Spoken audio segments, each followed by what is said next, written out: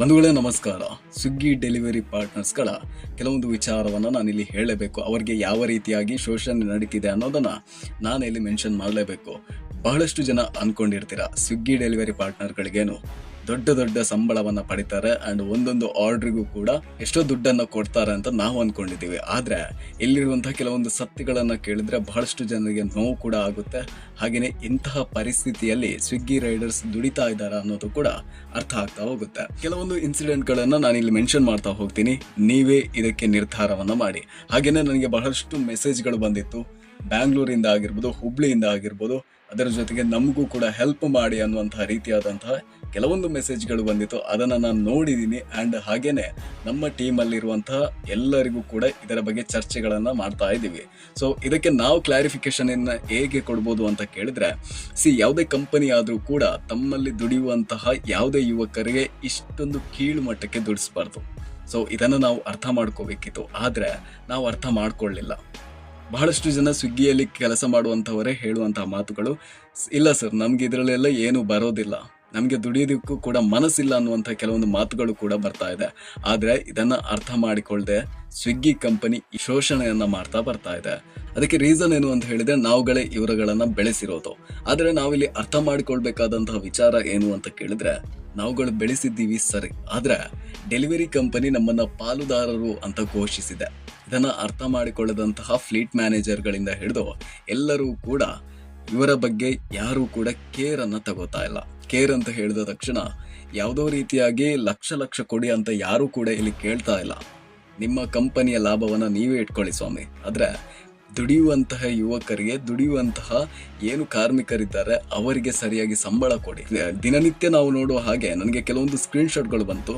So ಅದರಲ್ಲಿ ನಾನು ನೋಡಿದ ಹಾಗೆ ಪ್ರತಿಯೊಬ್ಬರೂ ಕೂಡ ಬಹಳಷ್ಟು ಕಷ್ಟಪಟ್ಟು ದುಡಿತಾರೆ. ದಿನದಲ್ಲಿ 1,000 ರೂಪಾಯಿ ದುಡಿದ್ರೆ 300ರಿಂದ 400 ರೂಪಾಯಿ ಡಿಡಕ್ಟ್ ಅನ್ನ ಮಾಡ್ತಾರೆ. ಸೊ ಇಲ್ಲಿ ಪೆಟ್ರೋಲ್ನಿಂದ ಹಿಡಿದು ಎಲ್ಲ ದುಡ್ಡು ಕೂಡ ಹೋಯ್ತು. ಹಾಗೇನೆ ಬಹಳಷ್ಟು ಜನ ಹೇಳ್ತಾರೆ, ನಾನು 11 ಅವರ್ ಡ್ಯೂಟಿ ಮಾಡ್ದೆ ಬ್ರದರ್, ಆದ್ರೆ ನನಗೆ ಸಿಕ್ಕಿದ್ದು ಕೇವಲ 700 ರೂಪಾಯಿ. 700 ರೂಪಾಯಿ ಕೂಡ ಸಿಗಲ್ಲ.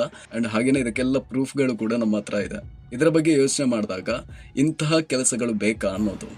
ಹಾಗೆಯೇ ನಾವುಗಳಲ್ಲಿ ಡೆಲಿವರಿ ಪಾರ್ಟ್ನರ್ಗಳು ಯೋಚಿಸಬೇಕಾದಂತಹ ವಿಚಾರ ಏನು ಅಂತ ಹೇಳಿದ್ರೆ, ಇಂತಹ ನತದೃಷ್ಟ ಕೆಲಸವನ್ನ ನೀವುಗಳು ಮಾಡಬೇಕಾ?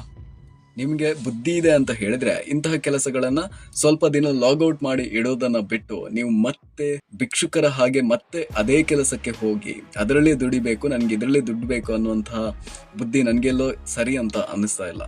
ಸೊ ಇದನ್ನ ನೀವು ಅರ್ಥ ಮಾಡ್ಕೋಬೇಕು. ಒಂದು ಪ್ರೊಟೆಸ್ಟ್ ಅಂದ ತಕ್ಷಣ ಅದನ್ನ 4 ದಿನ ಮಾಡಿ 5ನೇ ದಿನ ಬಿಡೋದಲ್ಲ. ಇದನ್ನ ನೀವುಗಳು ಅರ್ಥ ಮಾಡಿಕೊಳ್ಳದೆ ನೀವುಗಳು ಮತ್ತೆ ಅದೇ ಕೆಲಸವನ್ನ ಮಾಡ್ತಾ ಹೋದ್ರೆ ಕಂಪನಿಗೆ ಒಂದಂತೂ ಕನ್ಫರ್ಮ್ ಆಗಿಬಿಡುತ್ತೆ, ಇವರಿಗೆ ನಾವುಗಳು ಇಲ್ಲದೆ ಬೇರೆ ಏನೂ ಇಲ್ಲ ಅನ್ನೋದು. ಇವ್ರುಗಳಿಗೆ ನಾವು ದುಡ್ಡು ಕೊಟ್ರೆ ಮಾತ್ರ ಇವ್ರುಗಳು ಬೆಳೆಯೋದು, ಇವರ ಸಂಸಾರ ಉಳಿಯೋದು ಅಂತ. ಆದ್ರೆ ಒಂದು ದಯವಿಟ್ಟು ತಿಳ್ಕೋಬೇಕು, ನೀವುಗಳು ಒಂದು ಕಂಪನಿಗೆ ಅಂತ ಹೇಳಿ ದುಡಿದ ತಕ್ಷಣ ನಿಮಗೆ ಬೇಕಾಗಿರುವಂತಹ ಸವಲತ್ತುಗಳನ್ನ ಇವ್ರುಗಳು ಕೊಡಬೇಕು. ಆದ್ರೆ ಕೊಡ್ತಿಲ್ಲ ಅಂದ ತಕ್ಷಣ ನೀವುಗಳು ಅದಕ್ಕೊಂದು ಪ್ರೊಟೆಸ್ಟ್ ಅನ್ನ ಮಾಡ್ತೀರಾ. ಪ್ರೊಟೆಸ್ಟ್ ಆದ ಬಳಿಕ ನೀವುಗಳು ಮತ್ತೆ ನಿಮ್ಮ ಕೆಲಸಕ್ಕೆ ಹೋದ್ರೆ ಹೇಗೆ ಸ್ವಾಮಿ? ನೀವುಗಳು ಮಾಡುವಂತಹ ಯಾವುದೇ ಕೆಲಸಗಳು ಸುಮ್ಮನೆ ವೇಸ್ಟ್ ಆಗ್ಬಾರ್ದು ಅಷ್ಟೇ.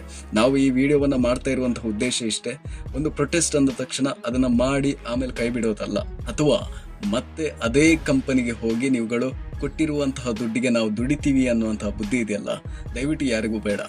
ಬೇಕಾದಷ್ಟು ಆ್ಯಪ್ಗಳಿವೆ, ಬೇಕಾದಷ್ಟು ಕೆಲಸಗಳಿವೆ, ಬೇರೆ ಆ್ಯಪ್ಗಳಿದೆ, ಅದರಲ್ಲಿ ನಿಮಗೆ ಕೆಲಸ ಮಾಡ್ಬೋದಿತ್ತು, ಆದರೆ ಮಾಡಲಿಲ್ಲ.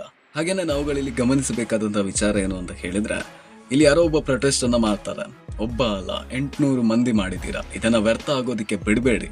ಬಿಟ್ರೆ ನಿಮಗೆ ಲಾಸ್, ಬಿಟ್ರೆ ಬೇರೆ ಯಾರಿಗೂ ಕೂಡ ಇಲ್ಲ. ಹಾಗೇನೆ ಇಲ್ಲಿ ಗ್ರಾಹಕರಿಗೂ ಕೂಡ ಮೋಸವನ್ನ ಮಾಡ್ತಿದ್ದಾರೆ. TDS ಅನ್ನುವಂಥ ರೀಸನ್ ಇಂದ ಬಹಳಷ್ಟು ಡಿಡಕ್ಷನ್ ಅನ್ನ ಮಾಡ್ತಿದ್ದಾರೆ. ಅಡ್ಜಸ್ಟ್ಮೆಂಟ್ ನಲ್ಲಿ ಬಹಳಷ್ಟು ಜನರಿಗೆ ಮೋಸವನ್ನ ಮಾಡ್ತಿದ್ದಾರೆ. ಗ್ರಾಹಕರಿಗೆ 80-90 ರೂಪಾಯಿಯನ್ನ ಚಾರ್ಜ್ ಮಾಡಿ ನಿಮಗಳಿಗೆ 10 ರೂಪಾಯಿಯನ್ನ ಕೊಡ್ತಿದ್ದಾರೆ ಅಂತ ಹೇಳಿದ್ರೆ ನಾಚಿಕೆ ಕೇಡು. ಇಂತಹ ಕಂಪನಿಗಳು ನಿಮ್ಮಂತಹ ಬಡವರನ್ನ ದುಡಿಸಿ, ಕಷ್ಟಪಟ್ಟು ದುಡಿಸಿ, ಆ ಬಿಸಿಲು ಆ ಮಳೆಗೆಲ್ಲ ದುಡಿಸಿ ನಿಮ್ಮ ಕೈಯಿಂದ ಹಣವನ್ನು ಕಿತ್ತುಕೊಳ್ಳುವಾಗ ತಗೊಂಡೋಗಿ ಅಂತ ಹೇಳಿ ನೀವು ಕೊಟ್ಟ ಹಾಗೆ ಇದೆ.